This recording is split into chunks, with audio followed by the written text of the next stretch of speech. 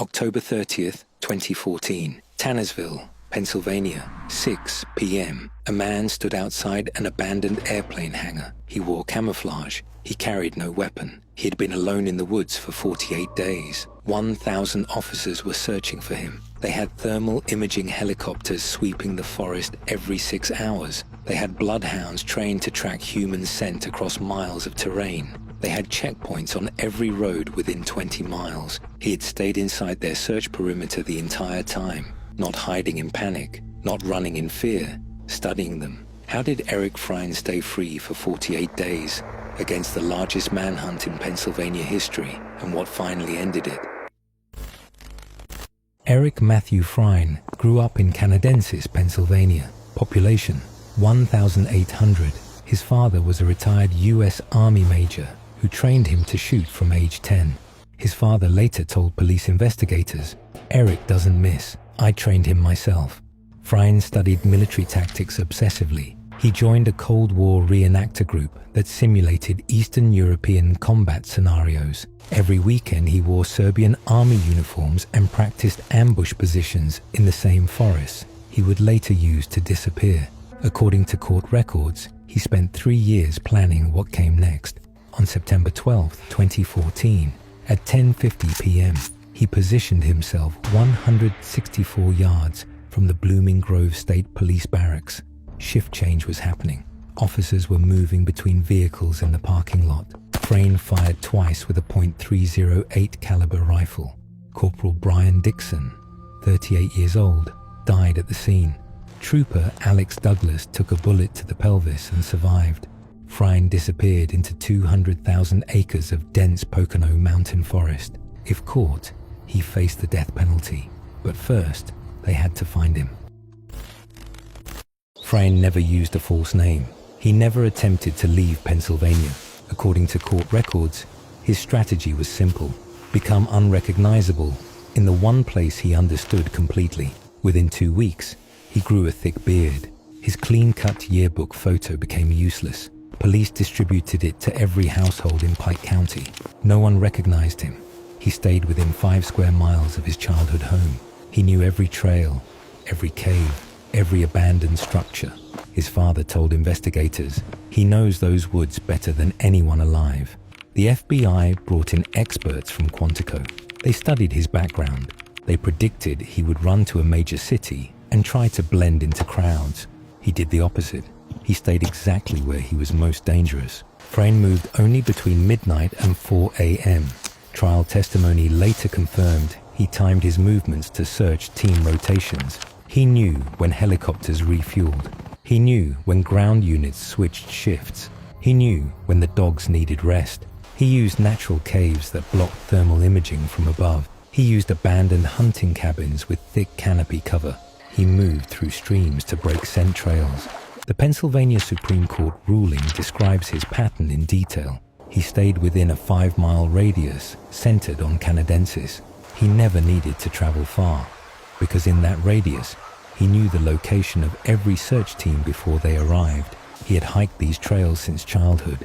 He had hunted these woods every fall for 15 years. He could navigate them in complete darkness without a flashlight.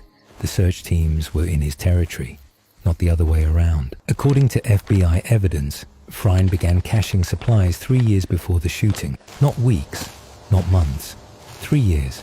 Police found his supply caches across multiple locations. Canned goods buried in plastic containers, dried rations sealed in waterproof bags, water bottles hidden under rock formations he had marked years earlier. The FBI Philadelphia field office confirmed he took nothing from stores during the 48 days. He stole nothing from homes. He broke into no vehicles. He survived entirely on what he had hidden. Each cache contained enough food for 3 to 5 days. He rotated between them systematically. By the time search teams found one cache, he was already living off another 1 mile away. Court documents show he had at least 6 confirmed supply locations. The planning wasn't improvised, it was surgical. Court records confirm Frein never stayed in the same location more than 3 consecutive nights. He used natural caves when temperatures dropped below freezing. He used abandoned resort buildings when heavy rain made the caves flood. He used dense pine groves when he needed to stay above ground. His father told investigators the critical detail. He knows those woods better than anyone. He can survive out there indefinitely. Police discovered his campsites only after he abandoned them. They found ashes from fires still warm to the touch. They found footprints leading in 3 directions. They found shelters built from branches and waterproof tarps. By the time they arrived, he was gone. He rotated in a pattern they couldn't predict. One night in a cave near Buck Hill Falls. 2 nights in an abandoned hunting cabin near Barrett Township. 1 night under a dense canopy near the Delaware Water Gap. Always moving, because staying still meant the dogs would eventually find him.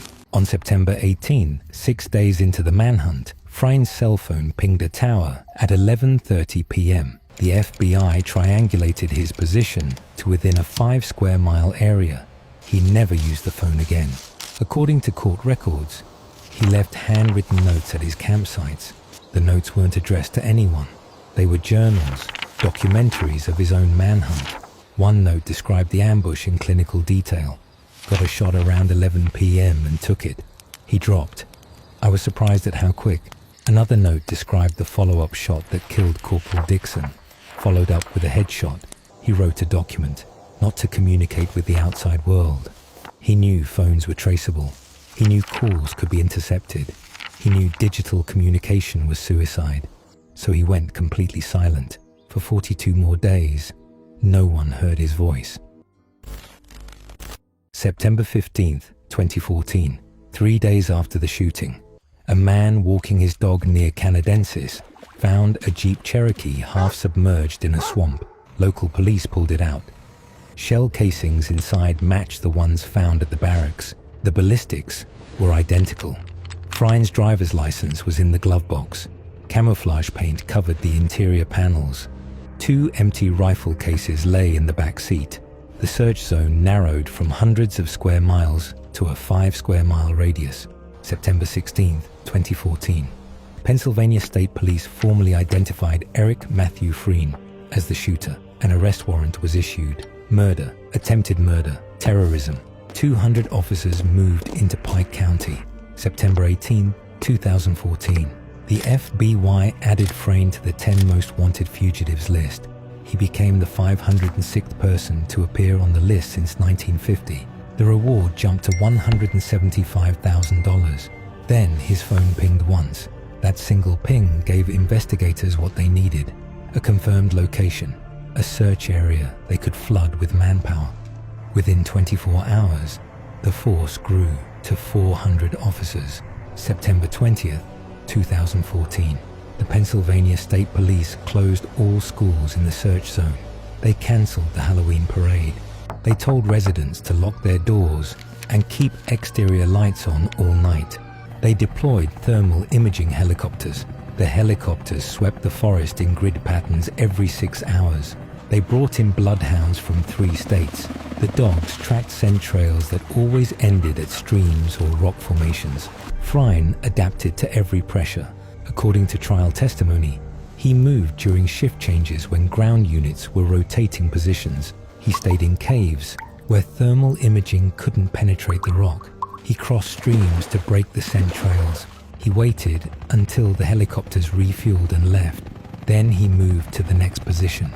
The search force grew to 1,000 officers. He was still inside the 5-mile radius. Early October 2014, police found his campsite.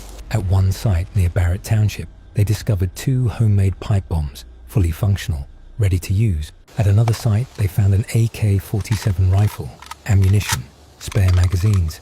At a third site, they found his journal.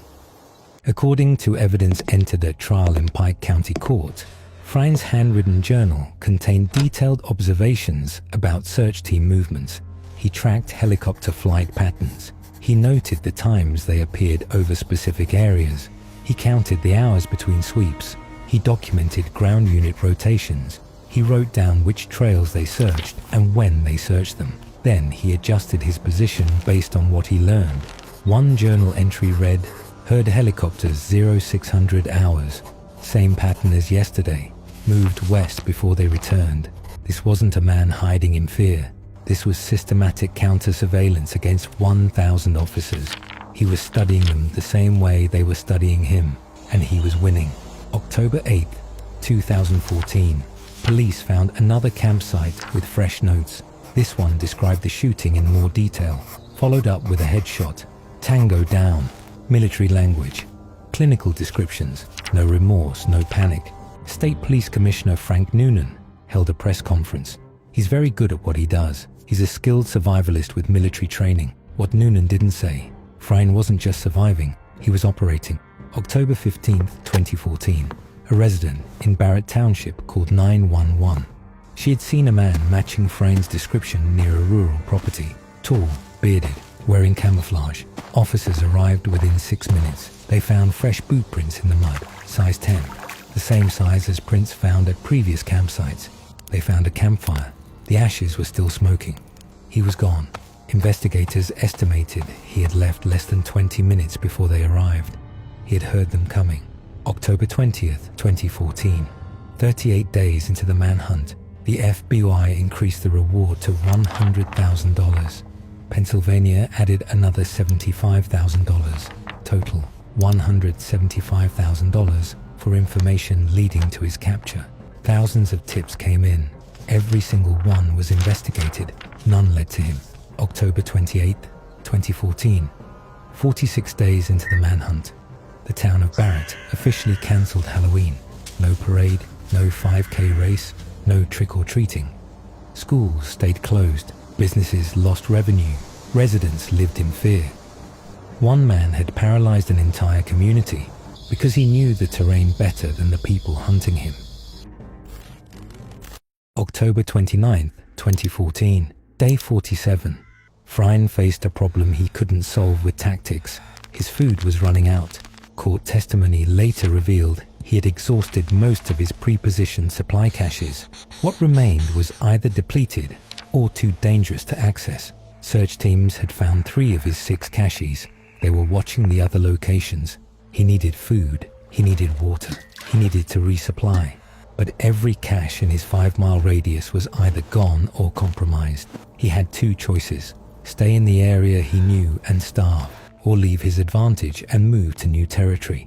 October 30th, 2014, day 48, 5 p.m. Fryne made his decision. He left the 5-mile radius for the first time in 48 days. He moved southwest, away from Canadensis, away from the concentrated search zone, toward the Birchwood Pocono Air Park, an abandoned airstrip 10 miles from his usual area, outside the main search perimeter.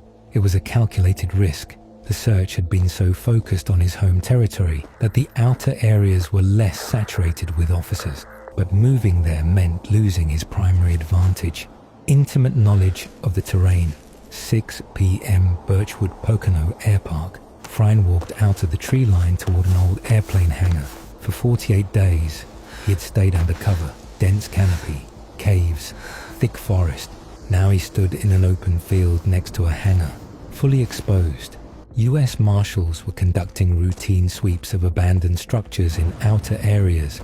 They saw him immediately. According to the FBI Philadelphia Field Office report, Marshals ordered him to the ground at 6 p.m. He raised his hands. He complied. He was unarmed.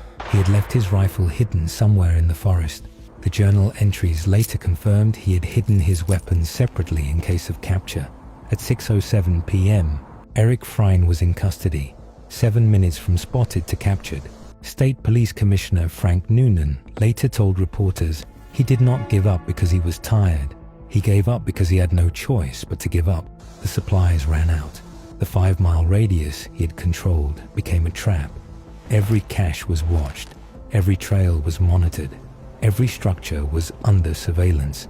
Moving to the airstrip meant leaving the one advantage that had kept him free. And the moment he stepped into open ground, he was visible, where the marshals were waiting. Marshals placed Fryne in the back of a patrol car. Not just any patrol car, Corporal Brian Dixon's patrol car. They used Dixon's handcuffs, the same handcuffs Dixon had carried on his belt the night he died. They drove Fryne to the Blooming Grove Barracks, the same building where he had fired the shots 48 days earlier. According to court records, Frein said nothing during the 2-hour wait before his interrogation. He showed no emotion, no resistance, no explanation. The trial began on April 3, 2017. Prosecutors presented 500 pieces of evidence over 3 weeks. DNA on the trigger of the murder weapon, matched to Frein. Shell casings from the Jeep, matched to the crime scene. The journal entries describing the ambush, in his handwriting, in his words, ballistics, forensics, witness testimony, surveillance footage. The defense argued nothing. They called no witnesses. On April 19, 2017, the jury convicted Eric Matthew Frein on all 12 charges: first-degree murder, attempted murder, terrorism, weapons of mass destruction. He showed no reaction when the verdict was read. April 26, 2017, the sentencing phase. The defense presented 29 mitigating factors: mental health issues, troubled childhood, lack of prior criminal history. The jury rejected all 29. They found multiple aggravating factors. The murder was calculated, premeditated, against a law enforcement officer. The sentence, death. Frein would be sent to death row at S.C.Y. Phoenix in Montgomery County, Pennsylvania. He showed no reaction. The numbers behind the manhunt told the full story. 48 days of active search operations, 1,000 officers at peak deployment, 200,000 acres searched repeatedly, $11.9 million in total costs. Schools closed for 6 weeks. Halloween was cancelled for an entire community. Residents living in lockdown. All because one man knew the woods better than the people hunting him, until his food ran out. Corporal Brian Dixon left behind a widow and 2 young sons. They attended every day of the trial. Trooper Alex Douglas survived his injuries, but never returned to full active duty. The bullet shattered his pelvis. He walks with a limp. The community of Canadensis still remembers the 48 days when schools stayed closed and children couldn't play outside. The cost wasn't measured in dollars. Eric Frein now sits in a single cell on death row at SCI Phoenix. His appeals continue through the Pennsylvania court system. He has shown no remorse. He has offered no explanation beyond what was found in his journal. He executed the plan he spent 3 years developing, and for 48 days, it worked. Eric Frein stayed free for 48 days because he studied his hunters. He tracked their patterns. He learned their schedules. He adapted to their tactics in real time.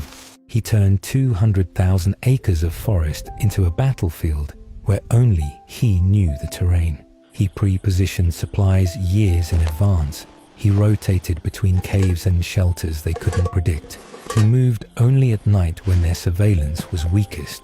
He stayed inside their search perimeter and made them search the same ground repeatedly while he watched from cover. He lost because he ran out of food. The caches that kept him alive for 48 days eventually ran empty. The search intensity made resupply impossible. The 5-mile advantage became a trap. The moment he left that radius and stepped into the open at the airstrip, he was visible, and 1,000 officers were still searching.